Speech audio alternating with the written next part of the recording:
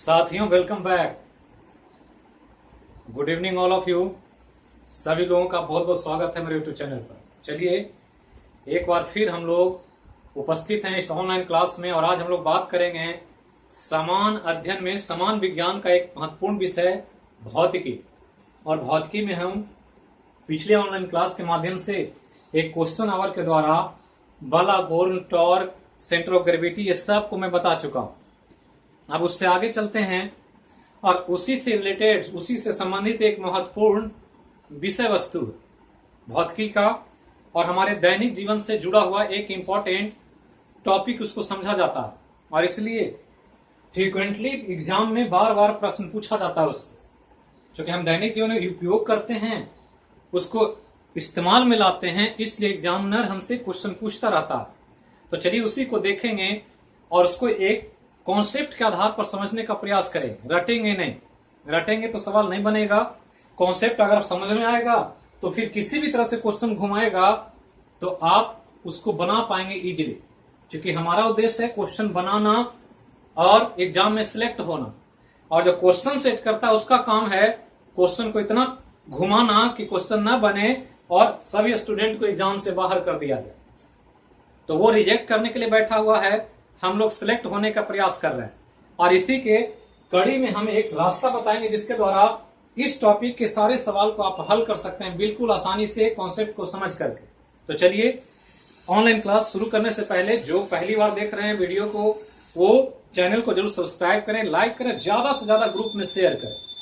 अगर अच्छा ना लगे तो बिल्कुल शेयर ना करें और ना ही लाइक करें, लेकिन अच्छा लगे और लगे कि एग्जाम ओरिएंटेड जो एग्जाम में पूछता है वही चीज आपको यहाँ सिखाया जाता है, तो जरूर इसको ज्यादा से ज्यादा शेयर करें और एक बड़ा फैमिली, बड़ा परिवार इस टीम को बनाने का प्रयास करें, ताकि हम लोग आगे चल करके एक बड़े मिशन पर काम कर सके। तो चलिए देखते हैं इस टॉपिक को शुरू करने जा रहे हैं।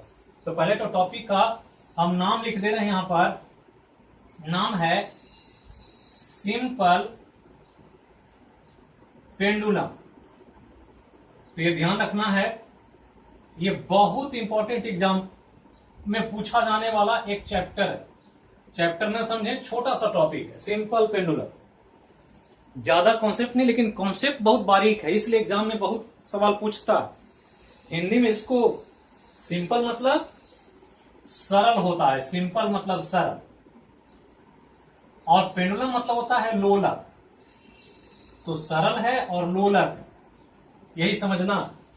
तो सिंपल और कॉम्प्लेक्स दो तरह के चीजें होती है। कॉम्प्लेक्स मतलब जटिल, जिसको समझने के लिए बहुत ज्यादा कॉन्सेप्ट और बहुत ज्यादा कॉम्प्लिकेशन होता है उसमें। लेकिन सरल मतलब सरल। व्यक्ति भी दो तरह के होते हैं, सिंपल और कॉम्प्लेक्स। एक सरल व्यक्ति होगा जो जैसा होगा वैसा ही दिखेगा आपको और वैसा ही उसका व्यवहार होगा। कॉम्प्लेक्स होगा जिसके बारे में कुछ आप अनुमान नहीं लगा सकते हैं, वो जटिल नेचर का होता है। वो क्या सोचेगा, क्या करेगा, कैसे करेगा, कब करेगा, ये कहना मुश्किल होता है। तो ये ध्यान रखना है, ये सरल है और लोलक है। तो दो इंपॉर्टेंट टर्म से ये टॉपिक को समझना है, सरल और लोलक। तो सबसे पहले तो एग्जाम में यही पूछता है कि सरल लोलक होता क्या है, क्या मीनिंग होता है इसका, इसको क्या समझे हम, क्या है ये आखिर। तो समझना क्या है कि सरल लोलक एक प्रक्रिया है, प्रोसेस है। प्रोसेस जो हम अपने दैनिक जीवन में करते हैं और उसके माध्यम से हम एक पिंड को, ऑब्जेक्ट को एक खास बिंदु के आगे पीछे दोलन करने के लिए मजबूर करते हैं, ताकि वो डोल सके अपने आप। तो अगर दोलन कर रहा हो एक पिंड किसी खास बिंदु के आगे पीछे, और अगर ऐसा हम सिस्टम बना दे तो उस सिस्टम का नाम सरल लोलक हो जाएगा। ध्यान रखना, जैसे हम यहां पर आपको बिल्कुल आसानी से समझा रहे हैं, इसको ध्यान देना। तो ये हमारा एक दीवार का पॉइंट है, हिंज कह सकते हैं, कील है। ये एक कील लगा दें कहीं भी दीवार में, कहीं भी, और उस कील को घुसा करके इसमें एक धागा लगाएं ऐसे। एक धागा ऐसे लगा दें नीचे, और इस धागे के साथ एक पिंड को ऐसे लटका दें। ये ध्यान रखना। तो कुछ नहीं करना है, करना क्या है, एक धागे को किसी कील से बांध देना है और इस धागे में नीचे के पार्ट्स में एक पिंड बांध देना। पिंड कुछ भी हो सकता है, गेंद, गोली, लोहे का कोई रिंग, जो आपको मन हो आप लटकाएं इसको। तो अगर ऐसा कर देंगे ये, तो यही जो सिस्टम है इसी को हम क्या मान लेंगे, सिंपल पेंडुलम मान लेंगे। लेकिन ऐसे नहीं, ये ऐसे लटका रहेगा तो ये पेंडुलम नहीं है। तो पेंडुलम होगा कब कि इस जो पिंड लटक रहा है इसको ऐसे पकड़े हाथ से और इसको यहां से ऐसे पकड़ करके यहां ले आए, यहां लाएं और फिर छोड़ दें। तो करना क्या है कि यही पिंड को यहां ला रहे हैं, तो हम यहां से इसको हम ड्रॉ कर रहे हैं ऐसे आपको समझने के लिए कि वही पिंड है। अब वहां से इसको पकड़ करके आपने इसको यहां ला दिया, तो यहां ला दिए, ये वही पिंड है ऐसे। अब यहां ला करके इसको छोड़ दिया जाए तो क्या होगा, पहले यहां था, अब यहां से इसको पकड़े हाथ से और ऐसे इसको ला कर यहां रखे और फिर इसको छोड़ दिए, फ्री कर दिए। जैसे ही करेंगे तो ये आएगा नीचे, और नीचे यही नहीं आएगा, यहां के बाद यहां जाएगा और फिर लौटेगा ऐसे यहां, फिर ऐसे और ऐसे ऐसे ये करता रहेगा। तो जब ऐसे ऐसे करने लगेगा तो समझ जाएंगे क्या है ये, सिंपल पेंडुलम। तो कुछ तो किया नहीं हमने, किया क्या, एक धागा ले लिया, धागे से पिंड को बांध करके लटका दिया और पिंड को थोड़ा सा डिस्प्लेस कर दिया, हम इसको यहां से यहां ले आए और जैसे ही लाए तो ये पिंड ऐसे ऐसे दोलन करने लगा। तो दोलन करने लगा तो इस सिस्टम का नाम हो गया सरल लोलक, सिंपल पेंडुलम। अब यहां पर कुछ चीजों को समझना टेक्निकली जो आपसे एग्जाम में पूछेगा। तो ये जो है ये ऐसे मूव कर रहा, अब ध्यान दें कि ये ऐसे है, इसका रास्ता जो है वो ऐसे, ये ऐसे आएगा और ये ऐसे आकर के ये ऐसे जाएगा यहां तक, और यही रास्ते के आधार पर ये मूव करता रहे। तो टोटल सिस्टम इतना दिखेगा, जाएगा इधर, आएगा जाएगा, ऐसे करता रहे। तो जिस पॉइंट से जा रहा है इस पॉइंट को याद रखना। ये पॉइंट जो है यहां पर, इस पॉइंट का नाम मिड पॉइंट है, ये ध्यान रखना। ये कौन पॉइंट है, मिड पॉइंट। मिड पॉइंट को माध्य बिंदु समझना, ये ध्यान रखना। और ये जो गोल पिंड है, इस गोल पिंड को जो मूव कर रहा है, ये गोल पिंड जो है इसको अंग्रेजी में बॉब कहा जाता है और हिंदी में गोलक कहते हैं। टर्म याद रखना, एग्जाम में पूछेगा ये टर्म, और टर्म से जब क्वेश्चन देगा और टर्म जब नहीं समझेंगे तो क्वेश्चन नहीं बनेगा। तो जो पिंड है वो क्या है, बॉब है, अंग्रेजी में बॉब, हिंदी में गोलक। जहां पर इसका मिड पॉइंट है, जिसके आगे पीछे ऐसे ऐसे कर रहा है, तो ये मिड पॉइंट हो गया सीधा, और इसके लेफ्ट राइट ऐसे मूव कर रहा है। तो जो मिड पॉइंट है वो क्या है, माध्य बिंदु, एकदम बीचों बीच है। बीचों बीच का मतलब जितना इधर जाएगा उतना ही इधर आएगा। तो यहां से जो यहां का डिस्टेंस है, जो मैक्सिमम डिस्टेंस यहां से यहां आ रहा है, इस डिस्टेंस को ध्यान रखना। ये जो है इसका नाम है एम्पलीट्यूड, एम्पलीट्यूड अंग्रेजी में, और हिंदी में आयाम। तो ये ध्यान रखना है, आयाम और एम्पलीट्यूड, बॉब, गोलक और मिड पॉइंट, इतना ध्यान रखें। तो बॉब जो लटकाया गया रस्सी से, एक चीज ध्यान रखना है कि जब भी सिंपल पेंडुलम आप अच्छा बनाना चाहते हैं, अच्छा मतलब ऐसा कि ये फिजिक्स के नियमों के आधार पर काम कर सके, तो जो धागा लेना होता है, ये धागा जो लेते हैं ये स्ट्रिंग होता है, ये धागा है, और धागा जो है ये जिसको द्वारा लटकाया गया है ये मासलेस होता है। मासलेस मतलब द्रव्यमान रहित, इसमें द्रव्यमान नहीं होना चाहिए। जितना कम न बांध रखेंगे उतना ही अच्छा ये पेंडुलम काम करेगा। तो यहां तक सिस्टम को समझ लेना। अब ये पूरा सिस्टम क्या है, इस पूरे सिस्टम का नाम हमने कहा सरल लोलक, यही सिंपल पेंडुलम।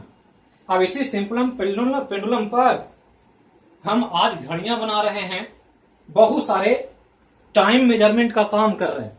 घरों में देखते होंगे कि बहुत सारे लोग पेंडुलम क्लॉक लगा रखे हैं, लेकिन वो पेंडुलम क्लॉक भौतिकी के पेंडुलम के नियम को फॉलो नहीं करता, वो तो बैटरी से चल रहा है। लेकिन ये जो हमने बनाया कि अगर ऐसा कर दिया जाए सिस्टम और इस जगह पर वैक्यूम कर दिया जाए, वैक्यूम मतलब कुछ भी ना हो, खाली हो, हवा ना हो, वायुमंडल ना हो, कुछ भी ना हो, और अगर ऐसा कर देंगे तो ये तब तक मूव करेगा जब तक कि ये सृष्टि चल रही है, कभी नहीं रुकेगा। एक बार लगा दें बिना बैटरी का ये यूनिफॉर्मली सालों साल चलता रहेगा। करना क्या है, सिर्फ यहां से ला करके यहां छोड़ देना है, एक बार आप मूव करा देंगे, फिर ये कभी नहीं रुकेगा। टू एंड फ्रो मोशन चलता रहेगा जब तक पृथ्वी टिकी हुई है, जब तक ये सिस्टम काम कर रहा है, कोई बैटरी की जरूरत नहीं। और अगर ऐसा हो रहा है तो मान लेंगे कि क्या है ये सरल लोलक। मतलब सरल लोलक के लिए आदर्श कंडीशन क्या है कि यहां पर वैक्यूम होना चाहिए, कोई वायुमंडल नहीं होना चाहिए। वायुमंडल होगा तो ऐसे करके छोड़ेंगे तो धीरे धीरे धीरे धीरे डोलते डोलते क्या होगा, फिर वो स्थिर हो जाए। और यही वजह है कि हमको बैटरी लगाना पड़ता है, तभी वो घड़ी काम करती है। अगर बैटरी हटा देंगे घड़ी काम नहीं करेगी। अब इस सिस्टम को समझ लिए तो हो क्या रहा है कि ये पेंडुलम में बॉब काम कर रहा है और बॉब ही ऐसे ऐसे मूव कर रहा है।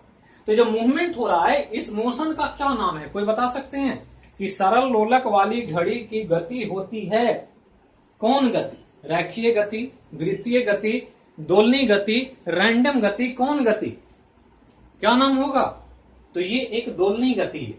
और दोलनी गति के साथ साथ एक सर्कुलर मोशन भी है, क्योंकि यहां पर देख रहे हैं कि सर्किल बन रहा है। अगर ऐसे इसको करें तो एक सर्किल हो जाएगा, सर्किल का एक केंद्र है और यहां पर थीटा है। तो ध्यान रखना है कि एक सर्किल भी है, एक दोलनी गति भी कर रहा है, जिसको हम ऑसिलेटरी मोशन भी कहते हैं। या हम लोग को एक टॉपिक पढ़ना होता है फिजिक्स में, सिंपल हार्मोनिक मोशन, सरल आवर्त गति। तो ये सरल आवर्त गति में भी है। जैसे झूला झूलते हैं तो झूला में वैसा ही होता है कि झूला में ऐसे ऐसे झूला होता रहता है। कब तक? जब तक कि हम फोर्स क्रिएट करते हैं। चूंकि हवा है, अगर हवा हटा दिया जाए और तब झूला पर झूला जाए तो एक बार झूला झूल लेगा तो फिर वो झूला नहीं रुकेगा कभी भी, क्योंकि हवा है, फ्रिक्शन है, इसलिए वो रुक जाता। तो यही समझना कि सरल लोलक वाली जो भी है, सरल लोलक या सिंपल पेंडुलम या उसकी घड़ी, उसका मोशन जो होता है वो ऑसिलेटरी मोशन होता है। ये ध्यान रखना, ऑसिलेटरी मोशन। और ऑसिलेटरी मोशन को कहते क्या है? दोलनी गति। मतलब यहां पर दोलन होगा और एक खास मिड पॉइंट के आगे पीछे ये बॉब मूव करता रहेगा। अब जब मूव करता है तो इसकी घड़ी पे थोड़ा सा फंक्शन पर ध्यान देना कि करती कैसे, क्यों ऐसा चल रही है, क्या वजह है कि एक बार मूव करा देने के बाद ये फिर स्थिर नहीं होती है और कंटिन्यूअसली चलती रहती है। तो इसके पीछे का वजह है ये पृथ्वी जो यहां है, ये अर्थ ऐसे समझ लें, ये अर्थ है हमारा, और अर्थ का इसके चारों तरफ ग्रेविटी काम कर रहा है, गुरुत्वीय त्वरण। तो गुरुत्वीय त्वरण के कारण इस बॉब पर फोर्स लग रहा, और फोर्स हर जगह लगेगा। तो यहां जब लग रहा था इस पॉइंट पर, अगर फोर्स लें, इसको हम थोड़ा सा अलग लिख रहे हैं, ये मिड पॉइंट को, ये ध्यान रखना है कि ये मिड पॉइंट को हम थोड़ा सा हटा रहे हैं, क्योंकि समझने में आसानी होगी, ताकि आप आसानी से चीजों को समझ पाए बिल्कुल कॉन्सेप्ट के साथ। तो ध्यान रखना है कि ये बॉब है, और बॉब अगर बीच सेंटर पॉइंट पर है तो यहां जो फोर्स लग रहा है इस पर पृथ्वी के ग्रेविटी के कारण, वो ऐसे लग रहा है, W बराबर क्या? mg। W बराबर mg। इस पिंड का मास और पृथ्वी का गुरुत्वीय त्वरण, ग्रेविटी जो इसके आसपास है, वो अगर g है तो इस पिंड का मास, इसका m ले लें, मास है ये, तो m और इंटू g गुना करते हैं तो वेट इसका मिलता है। तो बीचों बीच था तो फोर्स नीचे लग रहा था, इसलिए स्थिर था। क्योंकि हमने पढ़ा है टॉर्क में कि फोर्स को परपेंडिकुलर डिस्टेंस से अगर फोर्स एक्सिस पर ही लगा देंगे तो नहीं मूव करेगा, लेकिन एक्सिस को छोड़कर कहीं और लगाएं, तो एक्सिस ये है इस पॉइंट से, तो इसके अलग कहीं लगाएंगे तो मूव करेगा, टॉर्क का काम करेगा, घूमने लगेगा। वही स्थिति यहाँ की, सीधा था, एक्सिस के सामने लगा था, इसलिए तो मूव नहीं कर रहा। लेकिन अगर ये, इसको हमने क्या कहा, इसको पकड़ करके यहां लाए और यहां पर ऐसे छोड़े, तो यहां पर छोड़ेंगे तो यहां पर mg ऐसे काम कर रहा है, W बराबर mg यहां भी, क्योंकि वेट तो काम करेगा पृथ्वी के गुरुत्वीय, तो W बराबर mg यहां भी करेगा। तो जैसे ही W बराबर mg यहां काम करेगा तो अब एक्सिस यहां है, फोर्स इधर लग रहा है, तो एक्सिस से परपेंडिकुलर डिस्टेंस टॉर्क लगेगा तो ये खींचेगा नीचे, और ये जब खींचेगा तो ये पिंड क्या होगा, ये तो बंधा हुआ है, तो इस फोर्स इसका, तो इसका कंपोनेंट इधर जो होगा ऐसे, ये इसको खींच करके लाएगा और यहां ले आएगा, और जब यहां आएगा तो जैसे ही यहां आएगा तो इसको एक वेलोसिटी प्राप्त हो जाएगा, और वेलोसिटी कारण ये अपने मोशन को कंटिन्यू करेगा और यहां चला जाएगा। तो ये धीरे वेलोसिटी घटेगा, और यहां जाकर के जब जाएगा तो फिर यहां भी mg काम कर रहा है नीचे, यहां भी mg क्या कर रहा है, W बराबर mg यहां भी काम कर रहा है। लेकिन इसका इधर नीचे जो फोर्स लगेगा तो इसका कंपोनेंट ऐसे इधर की तरफ, तो इधर लगेगा तो इसका mg का इधर mg cos थीटा इधर जो लगेगा ये इसको खींचेगा तो फिर ये ऐसे मूव करने लगेगा, यहां रुकेगा लेकिन फोर्स जो mg लग रहा है इसको ऐसे खींचेगा तो ये नीचे की तरफ आने लगेगा, फिर यहां आते आते फिर वेलोसिटी पकड़ लेगा और फिर यहां चला जाए, और यही mg इसको मजबूर करेगा कि ये घूमता रहे। अगर इस mg को रिजॉल्व करने के लिए हवा वगैरह को हटा दें तो हमने कहा ये तब तक मूव करेगा जब तक कि पृथ्वी का गुरुत्वीय त्वरण यहां काम कर रहा है। और यही वजह है कि ये पेंडुलम जो सिंपल पेंडुलम है ये हमेशा इसी तरह से मूव करता रहेगा, ये कभी भी रुकेगा नहीं अगर वैक्यूम को हटा दिया जाए। तो इसमें सबसे बड़ा फोर्स कौन काम कर रहा है, W बराबर mg काम कर रहा है, और यही mg इसको मजबूर कर रहा है इधर से इधर आने के लिए, और फिर इसका डायरेक्शन बदलता है mg का, तो फिर इधर से इधर, तो इधर से इधर जाता है, इधर से इधर जाता है, और ये ऐसे ही मिड पॉइंट के आगे पीछे दोलन क्रिया को कंटिन्यूअसली निरंतर करता रहता है। और इसी वजह से हम टाइम पीरियड कैलकुलेट करके पेंडुलम के डिजाइन के आधार पर, पेंडुलम के साइज के आधार पर अलग अलग घड़ी का निर्माण कर लेते हैं। और जब घड़ी का निर्माण करते हैं तो कहते हैं ये घड़ी सरल लोलक वाली घड़ी है। और जब सरल लोलक को ये समझ ली कि यही सरल लोलक है, तो हमारे समान अध्ययन में जो इसका सबसे इंपॉर्टेंट पॉइंट है कि इस लोलक को दो चीज करना है, दोलन करना है और मिड पॉइंट के आगे पीछे करना है। तो दोलन में दो चीजें होती, एक तो कि एक बार दोलन ये करेगा ऐसे तो कितना समय लेगा, दूसरा कि यूनिट टाइम में कितना बार दोलन करेगा, ये दो चीजें ध्यान रखना।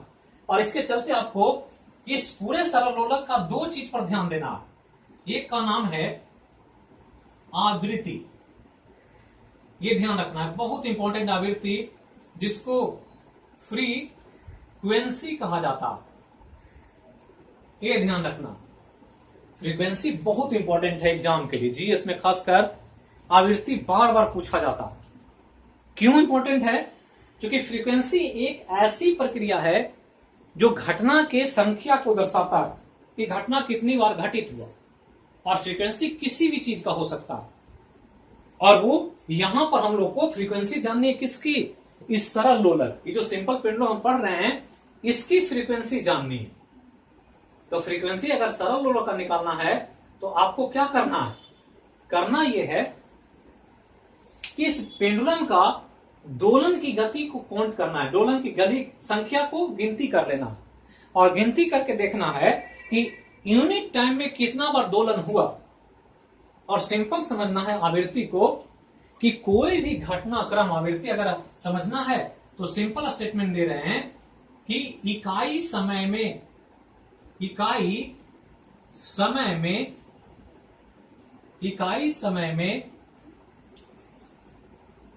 कोई भी घटना जितनी बार घटती है, जितनी बार घटती है उसे आवृत्ति कहा जाता। ये ध्यान रखना कि कोई भी घटना जो घट रहा है और उस घटना का हम संख्या इकाई समय में कैलकुलेट कर लें तो वो उसकी फ्रीक्वेंसी बता दे। तो यहां घटना क्या हो रही है, ये पिंड की दोलन की क्रिया है। तो दोलन कितना बार हो रहा, तो दिन भर में जितना दोलन हुआ उसको आप दिन के हिसाब से, घंटा के हिसाब से, मिनट के हिसाब से, सेकंड के हिसाब से निकाल सकते हैं। वो डिपेंड करेगा कि आप यूनिट टाइम किसको मान रहे हैं। जैसे कभी ऑनलाइन क्लास की बात करें तो पूछ दे कि जो ऑनलाइन क्लास चल रहा है ये एच रोशन चैनल पर, इसकी फ्रीक्वेंसी क्या है, सिंपल, तो क्या बताएंगे, आंसर क्या कर सकते हैं, कोई भी एक रिप्लाई कीजिए कि क्या आंसर कर सकते हैं। तो कहेंगे कि एच रोशन का ऑनलाइन क्लास का फ्रीक्वेंसी एक क्लास प्रति 24 आवर, मतलब 24 घंटे में एक क्लास होता, यही इसकी फ्रीक्वेंसी है। अगर हम 2 क्लास लेने लगेंगे दिन भर में तो हो जाएगा 24 घंटे में 2 क्लास, मतलब यूनिट टाइम में अगर 1 घंटे में निकालेंगे तो कितना, तो 2/24 ये फ्रीक्वेंसी हो जाए। तो 24 घंटे में 1 क्लास, तो 1 घंटे में कितना क्लास, तो 1/24 क्लास, ये इसकी फ्रीक्वेंसी हो जाएगी। मतलब टोटल संख्या कितना घटना घटा और टोटल टाइम कितना लगा, उसको हम रेशियो निकाल दें तो डेट इज कॉल्ड उसकी आवृत्ति कहलाएगी। तो कोई भी घटना यूनिट टाइम में कितना हो रहा है, अब यूनिट टाइम आप घंटा ले लें, मिनट ले लें, दिन ले लें, जो भी ले लें। अब इसी के आधार पर ध्यान रखना है कि इस क्लॉक का हमको निकालना है सिंपल पेंडुलम का फ्रीक्वेंसी कि कितना है। तो आप इसको काउंट करें और पता चले कि एक आवृत्ति, एक जो सरल दोलक है उसमें दोलन हो रहा है। क्योंकि हमने कहा ये क्या है, ऑसिलेटरी मोशन है, मतलब दोलनी गति, दोलन होगा। यही आपको ध्यान रखना है कि कौन गति, दोलन गति। तो दोलन हो रहा है। मान लिया कि आपने देखा कि 20 सेकंड टाइम लेता है ये, और 20 सेकंड में ये 60 दोलन कर लेता। तो दोलन समझना है कितना दोलन क्या होता, दोलन होता क्या। तो दोलन मतलब एक कंप्लीट क्रिया। ये बॉब यहां है, तो फिर यहीं पर जिस समय आएगा तो उस घटना को हम एक दोलन कहेंगे। मतलब अगर ऐसे है और यहां से ये इधर जा रहा है, अभी इधर मोशन कर रहा, तो यहां चलेगा, यहां से ऐसे यहां जाएगा, फिर वापस यहां लौटेगा, फिर यहां आएगा, फिर जब यहां आ जाएगा तो फिर वो अपने पहले पोजीशन में हो। तो जहां पर हो और उसी कंडीशन में दोबारा जब आ जाएगा तो उसको कहेंगे एक दोलन। तो पता चलता है कि ऐसा 60 दोलन करने में इसको 20 सेकंड लगता, तो यूनिट टाइम में कर रहा। तो यूनिट टाइम में अगर 1 सेकंड में निकालें तो 1 सेकंड में निकालेंगे तो क्या होगा, 60 दोलन और बटा समय कितना 20, तो कितना हो जाएगा 3 दोलन प्रति सेकंड। इसका क्या होगा, फ्रीक्वेंसी हो जाए। तो ऊपर में क्या आ रहा है, संख्या आ रहा है, कितना घटना घटा वो, और नीचे में समय है। मतलब अगर फ्रीक्वेंसी को हम फिजिक्स के भाषा में डिनोट करें तो फ्रीक्वेंसी को एफ से सूचित किया जाता है, एफ बराबर फ्रीक्वेंसी। एन भी लिखता है कहीं कहीं, न्यू भी लिखता है, बहुत सारा चैप्टर में आएगा जब लाइट पढ़ेंगे तब, जब हम लोग करंट पढ़ेंगे तब फ्रीक्वेंसी बहुत सारा आएगा जगह जगह पर। या हम लोग पढ़ेंगे जब फोटो इलेक्ट्रिक इफेक्ट, प्रकाश का विद्युत प्रभाव, तो वहां भी फ्रीक्वेंसी आएगा। तो सब जगह एक ही है, टर्म कभी कभी बदलता है, कहीं न्यू लिखता है, कहीं एफ लिखता है, कभी एन लिखता है। लेकिन एफ जो है क्या है, ऊपर में एक नंबर है और नंबर के साथ साथ नीचे में क्या है, एक टाइम है, समय, नंबर बटा समय कितना हुआ और कितना समय लिया। तो नंबर को हम 1 लिखें और समय को t लिखें तो f बराबर क्या हो गया 1/t। तो 1 संख्या है, नीचे t है। अब इसका यूनिट पूछ दे, यूनिट फ्रीक्वेंसी का क्या होगा, तो यूनिट फ्रीक्वेंसी क्या होगा 1/t का सेकेंड। तो 1/सेकेंड, चूंकि संख्या का तो यूनिट होता नहीं है और समय का, टाइम का सेकेंड होता है, तो इसको लिख सकते हैं क्या, और करके सेकेंड यूनिवर्स, और इसी को हम लोग HZ हर्ज कहते हैं, क्योंकि फ्रीक्वेंसी का इस आइपत्ति में यूनिट जो है, इकाई हर्ज होता, तो हर्ज भी कह सकते हैं, प्रति सेकंड भी कह सकते हैं, 1/t के हिसाब से 1/सेकंड भी कह सकते हैं। अब इसका बीमा पूछता है कि डायमेंशन बता, और बीमा बहुत इंपॉर्टेंट है, बार बार पूछेगा फ्रीक्वेंसी का। तो बीमा ऊपर में संख्या ऊपर में है, नीचे सेकंड है, तो संख्या का कोई बीमा होता नहीं, तो ऊपर में m0 l0 t0 और बटा नीचे क्या, समय का t क्या हो जाएगा, तो लिख सकते हैं m0 l0 t-1, या इसी को लिखें तो आप लिख सकते हैं t के हिसाब से। अब इसको हम इधर कर रहे हैं, बहुत इंपॉर्टेंट है फ्रीक्वेंसी, ये ध्यान रखना, क्योंकि फ्रीक्वेंसी बार बार एग्जाम में जीएस में पूछा जाए, तो कंफ्यूज नहीं करना है और कॉन्सेप्ट को समझ करके चीजों को याद रखना। तो फ्रीक्वेंसी हमने क्या पढ़ा कि फ्रीक्वेंसी एफ बराबर क्या मिला 1/t, इकाई हो गया प्रति सेकेंड या हर्ज, ये हो गया। और बीमा क्या हो गया, तो डायमेंशन लिखना है, तो डायमेंशन अगर लिखा जाए तो डायमेंशन कितना होगा, तो सिर्फ t है नीचे, ऊपर तो संख्या है, तो ऊपर हो गया m0 l0 t0 और बटा नीचे t, तो ऊपर में 0 है पर t ऊपर जाएगा तो हो जाएगा m0 l0 t-1। तो इसको और करके कभी कभी ऐसे ही दे देता है t-1, तो ये सही है, ये ध्यान रखना। और फ्रीक्वेंसी बार बार पूछा जाए, तो ये हो गया किसी भी सरल लोलक की आवृत्ति की बात, कि आवृत्ति जब भी होगा 1/t होगा, और आवृत्ति जो कैलकुलेट करते हैं वो यूनिट टाइम में किसी पिंड द्वारा जो घटनाक्रम कंप्लीट होता है उसकी संख्या को दर्शाता है। वेव में वेव की संख्या को दर्शाता है। प्रकाश तरंगों में फोटोन की जो कंपन होती है फ्रीक्वेंसी, उसको कैलकुलेट करते हैं। तो इतना चीज पहले आप ध्यान रखें। अब चलते हैं इसी से रिलेटेड एक और महत्वपूर्ण घटनाक्रम और भौतिक राशि को देखना है जो सबसे इंपॉर्टेंट है इस पूरे टॉपिक का, और उसका नाम है टाइम पीरियड, हिंदी में आवर्त काल। तो क्या है टाइम पीरियड, इसको समझें। बहुत इंपॉर्टेंट ये भी है टाइम पीरियड, जो ध्यान देना। तो आवर्त काल अभी हमने आवृत्ति पढ़ा, आवृत्ति में पढ़ा 1/t, और पढ़ा कि आवृत्ति जो है इस पेंडुलम के लिए 1 सेकंड में दोलन की संख्या बता। तो 1 सेकंड में दोलन की संख्या बताया कि कितना पेंडुलम हुआ, पेंडुलम कितना बार दोलन किया। अब यहां जो टाइम पीरियड देखना है वो देखना है कि किसी भी घटनाक्रम को कंप्लीट होने में, एक घटनाक्रम को, एक क्रिया को, एक एक्शन कितना टाइम लगता है, उसका टाइम पीरियड। टाइम पीरियड इसलिए कह रहा है कि पीरियड ये आवर्त हो रहा, नाम है आवर्त काल। काल मतलब समय, आवर्त मतलब एक ही क्रिया को बार बार करना। तो दोलन में ही होता है कि पिंड एक ही क्रिया को क्या कर रहा है, बार बार ऐसे ऐसे मूव कर रहा है, और इसको पीरियोडिक मोशन भी कहते हैं, आवर्ती गति भी कहा जाता है, ऑसिलेटरी मोशन भी कहते हैं। बात एक ही है। अब यहां ध्यान रखना कि आवर्त काल है, चूंकि आवर्ती गति कर रहा है, ये बार बार ऐसे ऐसे टू एंड फ्रो मोशन कर रहा है। तो ऐसा बार बार कर रहा है, तो एक बार करने में जितना समय लगेगा उसका टाइम पीरियड कहलाए। मतलब सिंपल समझना है कि अगर इसको कॉन्सेप्चुअली समझें तो कहेंगे कि लोलक को, सरल लोलक के गोलक को, गोलक समझ रहे हैं, जो पिंड ऐसे दोल रहा है, वो गोलक को एक दोलन करने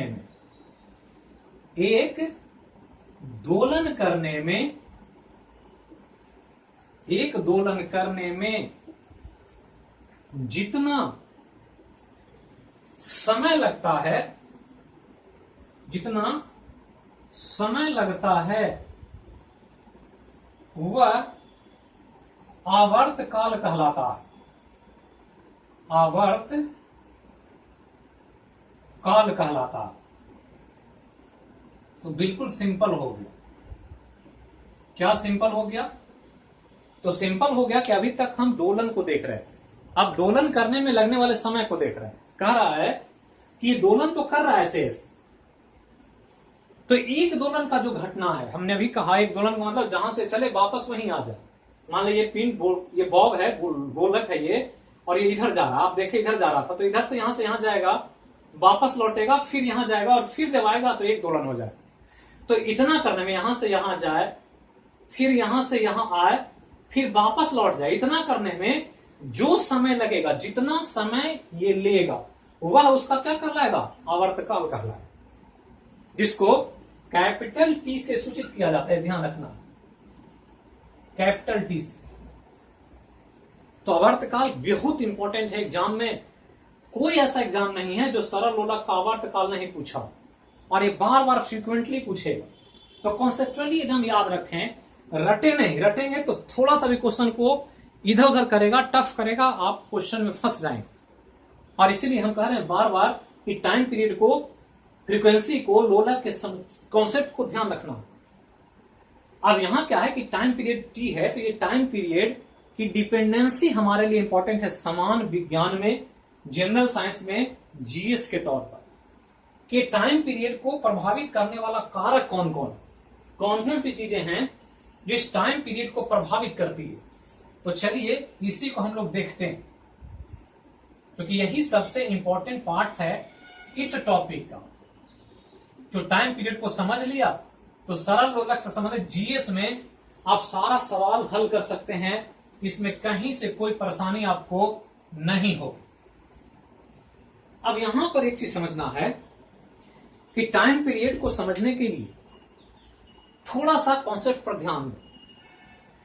ये बॉब है ऐसे, और ये मूव कर रहा है किसके कारण? एमजी के कारण। क्योंकि एमजी ऐसे खींचा पृथ्वी का गुरुत्वीय त्वरण, तो ये इधर आया, यहां आते आते गति पकड़ लिया, फिर इधर से खींचा, फिर ऐसे ऐसे करने लगा। मतलब मास तो इसका फिक्स है, मास तो बॉब लटका हुआ है, मास बदलेगा नहीं। तो ये जी एक बड़ा फैक्टर है, क्योंकि पृथ्वी का गुरुत्वीय त्वरण, अभी हमने कहा कि ऐसे अर्थ यहां पर है और इस अर्थ के प्रभाव से ये मूव कर रहा, और ये जी यहां पर है। मान लिया अर्थ का ग्रेविटी अपना और ये ग्रेविटी के क्षेत्र में, तो अगर मास कांस्टेंट है और जी को बढ़ाएं घटाएं, तो जी बड़ा करेंगे तो डब्ल्यू बराबर एम जी बड़ा होगा, अगर जी छोटा करेंगे तो डब्ल्यू बराबर एम जी छोटा होगा। जो हम लोग ग्रेविटेशन में पढ़ेंगे, जी का मान का वैल्यू कैसे कैसे बदलता, कहां पर कितना होगा, ध्रुव पर कितना होगा, विषुवत रेखा पर कितना, सब जगह जी अलग अलग। तो जी अगर बड़ा है तो नीचे का फोर्स बड़ा, तो जब ज्यादा ताकत से खींचेंगे तो ज्यादा वेग से चलेगा। अगर जी छोटा है तो कम ताकत लगेगा तो स्लो चलेगा, और ज्यादा तेज चलेगा तो इतना ही दूर चलना है इसको, तो जितना ही दूर चले और ज्यादा तेज चले तो समय कम लगेगा। दूरी बराबर है, वेग ज्यादा है तो समय कम लगेगा, दूरी बराबर है और वेग कम करें तो समय ज्यादा लगेगा। मतलब अगर जी बढ़ेगा तो लगने वाला टाइम कम हो जाएगा, कम ही समय में दोलन कर लेगा। अगर जी घटेगा तो लगने वाला समय बड़ा हो जाएगा, क्योंकि धीरे धीरे चल रहा। क्योंकि हम जानते हैं अगर ऑफिस जाते हैं और फिक्स है कि 5 किलोमीटर दूर ऑफिस है, कोचिंग जाते हैं 5 किलोमीटर दूर, तो एक तेज चल के जाए तो उसको समय कम लगेगा, कोई धीरे धीरे चले तो उसको समय ज्यादा लगेगा। एक साइकिल से चले उसको समय ज्यादा लगेगा क्योंकि उसका वेग कम है, और एक मोटरसाइकिल से चले तो उसको समय कम लगेगा, उसका वेग ज्यादा है। और यही वेग ज्यादा कर रहा है, जी ज्यादा होता है तो वेग बढ़ता है, टाइम घट जाता है, जी घटता है तो वेग कम हो जाता है और टाइम बड़ा हो जाता है। तो पहला एक फैक्टर जी, कि जी जो है एक बड़ा फैक्टर है जो इस टाइम पीरियड को डिसाइड करता कि कितना समय लगेगा। दूसरा कि रास्ता डिसाइड करेगा, रास्ता अगर बड़ा छोटा होगा, रास्ता अगर बड़ा है तो इसको मूव करने में, इसका एक दोलन कंप्लीट करने में ज्यादा समय लगेगा। 2 किलोमीटर पर ऑफिस हो तो समय कम लगेगा, और 5 किलोमीटर पर ऑफिस हो तो समय ज्यादा लगेगा। मतलब ये जो इसका आयाम है, ये अगर बड़ा होगा तो इसको दोलन करने में ज्यादा समय लगेगा, अगर ये छोटा होगा दोलन करने में कम समय लगेगा। तो ये डिपेंड किस पर करेगा, तो यहां से यहां के लेंथ पर, क्योंकि यही लेंथ इस सर्किल को पूरा करेगा, डिसाइड करेगा, रेडियस का काम करेगा। मतलब ये क्या है, ये इसका लेंथ है जिसको हम लोलक की लंबाई कहते हैं। तो लोलक की लंबाई अगर बड़ी होगी तो ये जो होगा सर्किल का जो पार्ट है ये आर्क ज्यादा बड़ा होगा, अगर एल छोटा होगा तो ये सर्किल छोटा बनेगा। और किसी भी सर्किल के एक बिंदु पर, सर्किल के केंद्र पर कितना थीटा लग सकता है, तो 2 थीटा बन सकता है, 2 पाई कोण बन सकता है, जिसको 360 डिग्री कहते हैं। और ये एक वृत्तीय गति में है, इसलिए यहां पर ओमेगा बराबर 2 पाई बाई टी लेते हैं जो एंगुलर वेलोसिटी होता है। तो हम लोग को उतना नहीं जानना है, कॉन्सेप्ट को समझना है। हमने कहा कि टाइम पीरियड एक तो जी पर डिपेंड कर रहा, दूसरा इस एल पर डिपेंड, तीसरा और कोई नहीं है जिसके टाइम पीरियड को प्रभावित कर सके। और ये सब काम हो रहा है वैक्यूम में, निर्वात में। ध्यान रखना, हवा को कंसीडर नहीं करना।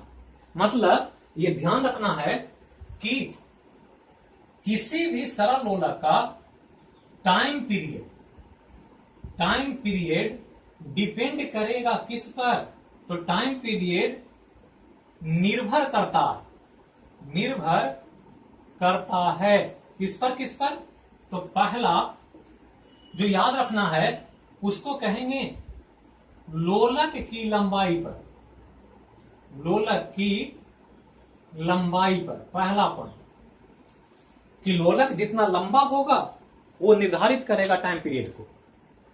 दूसरा जो फैक्टर है निर्भर करेगा वो है गुरुत्वीय त्वरण, जिस जगह पर लोलक को रखा गया है वहां का गुरुत्वीय त्वरण कितना। ये 2 चीज ही लोलक के टाइम पीरियड को डिसाइड करेगा, क्योंकि सर्किल तो उसी के हिसाब से बनेगा। अब यहां ध्यान रखना कि लंबाई अगर बड़ा होता है तो टाइम पीरियड बढ़ जाता है, लंबा जितना होगा ये इसको चलने में ज्यादा समय लगेगा। गुरुत्वीय त्वरण बढ़ेगा तो टाइम पीरियड घट जाएगा, क्योंकि गुरुत्वीय त्वरण जैसे ही बढ़ेगा तो फोर्स बड़ा होगा, फोर्स बढ़ेगा तो इसका वेग बड़ा हो जाएगा। तो सिंपल समझना है कि अगर लंबाई बढ़ेगा, इसको लंबाई को बढ़ाएं तो टाइम पीरियड जो होगा ये क्या होगा, टाइम पीरियड भी बड़ा हो जाएगा। लोलक की लंबाई बढ़ेगा तो टाइम पीरियड, इसको अगर आवर्त काल माने टाइम पीरियड, तो टाइम पीरियड भी क्या होगा, बढ़ेगा, क्योंकि यहां लंबाई बढ़ रहा है। लंबाई हमने एरो ऊपर दिया मतलब इंक्रीज कर रहा, तो जब लंबाई बढ़ाएंगे तो टाइम पीरियड भी बढ़ेगा। तो एक नॉर्मल सवाल पूछेगा कि किसी सरल लोलक की लंबाई बढ़ाया जाए तो उसका आवर्त काल पर क्या प्रभाव पड़ेगा। तो डिपेंड करेगा कि जैसे ही लंबाई बढ़ेगा टाइम पीरियड बड़ा हो जाएगा, अगर ये छोटा होगा तो टाइम पीरियड भी छोटा हो जाएगा, क्योंकि डायरेक्टली प्रोपोर्शनल है इसका। अब यहां गुरुत्वीय त्वरण को लें, तो गुरुत्वीय त्वरण अगर बढ़ेगा ही तो टाइम पीरियड नीचे चला जाएगा, उल्टा, क्योंकि गुरुत्वीय त्वरण नीचे काम कर रहा, और ये फोर्स जितना बड़ा होगा, जैसे ही बड़ा होगा तो ये वेट बड़ा होगा, वेट बड़ा होगा, फोर्स जितने नीचे बढ़ेगा तो इसका वेग बढ़ेगा, और जैसे ही वेग बढ़ेगा तो टाइम पीरियड छोटा हो जाएगा। तो ये ध्यान रखना कि किसी भी सरल लोलक का आवर्त काल गुरुत्वीय त्वरण से उल्टा समानुपाती होता है, जबकि लंबाई का सीधा समानुपाती होता है। और जब इसको पूरा डिराइव करेंगे ऑसिलेटरी मोशन, एसएचएम और सर्कुलर मोशन को मिला करके, तो आपको एक फॉर्मूला मिलेगा बहुत इंपॉर्टेंट कि किसी भी सरल लोलक का आवर्त काल को अगर टी मान लिया जाए, कैपिटल टी, तो टी बराबर जो होता है 2 पाई अंडर रूट LY/G होता। ये ध्यान रखना कि किसी सरल लोलक के आवर्त काल का मान जो निर्धारित होता है टी बराबर 2 पाई अंडर रूट LY/G के हिसाब से होता। अब इसी को हम लोग को माइन्यूटली ऑब्जर्व कर लेना। अब यही चीज अगर आप चीजों को समझते हैं तो सरल लोलक का कोई भी सवाल आप बना देंगे आसानी से। अगर आप ये नहीं समझते हैं तो फिर आपको परेशानी होगी, और क्वेश्चन जब भी पूछेगा आप मुसीबत में अपने आप को पाएंगे। तो बिल्कुल कॉन्सेप्ट को समझें, कैसे हो रहा है ये समझें, क्या इसका होने का वजह है ये समझना। अब चलिए आगे चलते हैं और देखते हैं। हमने सारा चीज आपको कॉन्सेप्चुअली समझा दी। अब यहां पर ये टाइम पीरियड टी है और टी का वैल्यू आ गया आपके पास under root 2 pi under root LY/G, जहां पर 3 राशि है। टी हमारा क्या है, आवर्त काल है। टी क्या है, आवर्त काल पहला। दूसरा जो है एल है। एल क्या है, लोलक की लंबाई, लोलक की लंबाई है। और जी क्या है, तो जी है गुरुत्वीय त्वरण। अब यहां समझें, हमने कहा था अभी कि किसी भी सर्किल के केंद्र पर अधिकतम 360 डिग्री का कोण बनता है, इसलिए 2 पाई आया, ओमेगा बराबर 2 पाई बाई टी होता, और इसलिए टी यहां आया है। अब यहां ध्यान दें कि 2 पाई तो कांस्टेंट, ये फिक्स है, 360 होगा, ये तो बदलेगा नहीं। लेकिन ये दो चीज बदल सकता है, एल बदल सकता है, जी बदल सकता है। हमने कहा एल को बड़ा करेंगे टाइम पीरियड बड़ा हो जाएगा, क्योंकि वो एल क्या है, ऊपर है, तो एल बढ़ाएंगे टाइम पीरियड बढ़ेगा, और अगर जी बढ़ाएंगे तो टाइम पीरियड घटेगा, क्योंकि जी कहां है, नीचे है। इसलिए हमने कहा गुरुत्वीय त्वरण बढ़ता है, टाइम पीरियड छोटा होता। और इसी को आपको कंसेप्चुअली जोड़ करके सब कुछ पूछा जाएगा, जो आपको ध्यान रखना। अब ध्यान ये देना है कि दिखने में बहुत सिंपल है, एल सिंपल है कि लग रहा है कि लंबाई बड़ा होगा तो बड़ा टाइम बढ़ जाएगा, जी छोटा होगा बड़ा होगा, उसके हिसाब से टाइम पीरियड भी बदलेगा। लेकिन किन कंडीशन में एल और जी बढ़ता घटता है, ये जब आप नहीं समझेंगे कॉन्सेप्चुअली, तो आप इसका घड़ी के बारे में समानतः आंसर नहीं कर पाएंगे या गलत हो जाएगा। अब यहां एक चीज ध्यान रखना है बहुत कॉन्सेप्चुअली, जो हम बताने जा रहे हैं। समझना क्या है कि नॉर्मली जो सवाल पूछता है वो सरल लोलक वाली घड़ी से ही पूछेगा, पेंडुलम क्लॉक। तो सरल लोलक वाली घड़ी को ध्यान रखना। अब ध्यान क्या देना है कि माइन्यूटली क्वेश्चन को ऑब्जर्व करना है, क्वेश्चन जो पूछे। तो नॉर्मल तो ये कॉन्सेप्ट है, बेसिक यही है, इसको ध्यान रखें और इस पर जो कॉन्सेप्ट है उसको जोड़ कर दें कि 2 पाई रूट LY/G है टी का मान। अब यहां ध्यान देना है कि यदि टाइम पीरियड बड़ा हो गया, टाइम पीरियड बड़ा हो गया, बड़ा हो गया तो इसका प्रभाव क्या पड़ेगा घड़ी पर?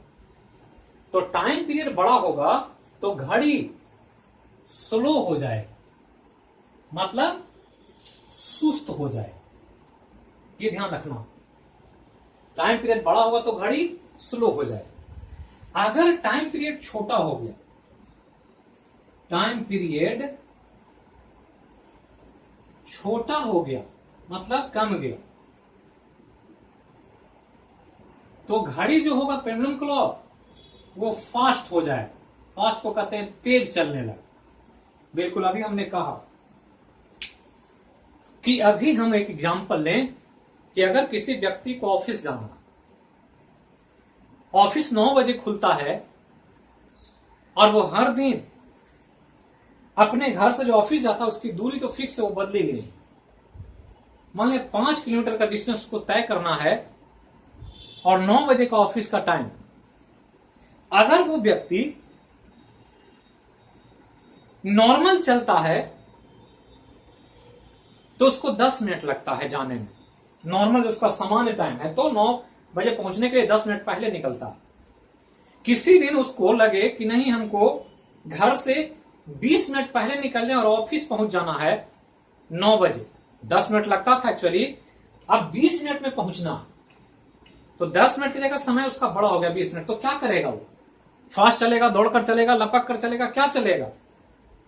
तो चूंकि उसको समय ज्यादा है, दूरी उतना ही है, तो क्या करेगा? स्लो चलना शुरू करेगा। थोड़ा स्पीड कम कर देते हैं, अभी 10 मिनट एक्स्ट्रा समय है तो थोड़ा सा और स्लो चलते हैं। अगर उसी व्यक्ति को 9 बजे पहुंचना था, डेली 8:50 में निकलता था, वो 8:55 में निकला किसी दिन घर से, अब 5 ही मिनट समय उसके पास, तो 5 मिनट में क्या करेगा? दौड़ के चलेगा और दौड़ के पहुंचेगा कि 5 मिनट में नहीं पहुंचेंगे। आजकल बायोमेट्रिक्स है, हाजिरी लगती है तो अंगूठा नहीं लगेगा 9 बजे। तो उसको दौड़ कर चलना, मतलब समय कम है तो फास्ट चलना और समय ज्यादा है तो स्लो चलना। यही हमने कहा, टाइम पीरियड बड़ा है तो घड़ी स्लो हो जाएगा और टाइम पीरियड छोटा है तो घड़ी फास्ट चलेगी। और ये दोनों चीज निर्भर करेगा एल पर और जी पर। तो इतना चीज आप ध्यान रखें। अब ये ध्यान रखना है किन किन चीजों को, कि ये लोलक क्या है? तो लोलक एक तरकीब है जिसमें एक मासलेस स्ट्रिंग से एक बॉब को इस तरह से गोलक को ऐसे बांधे कि वो टू फ्रो मोशन करने लगे तो उसको सिंपल पेंडुलम कहते हैं। उसका आवृत्ति क्या होता है, टाइम पीरियड क्या होता है, ये समझना। इसका आयाम क्या है, मिड पॉइंट क्या है, क्यों मूव करता है, सब हमने बताया। डिपेंड कर रहा है एल और जी पर। अब इसको हम आगे पढ़ेंगे, जब जी का वैल्यू निकाल लेंगे तो जी और इसको निकाल करके क्वेश्चन हम कैलकुलेट करेंगे, दोनों को जोड़ करके, कि कैसे पेंडुलम का क्रिया होता और सरल लोलक वाली घड़ी कैसे काम करती है। तो इसी को हम लोग देखेंगे अगले फिजिक्स के क्लास में जो होगा, उसमें हम लोग अब जी पर बात करेंगे, गुरुत्वीय त्वरण पर। तो थैंक यू, फिर मिलेंगे अगले क्लास में। तब तक के लिए जहां रहें स्वस्थ रहें, सुरक्षित रहें। धन्यवाद।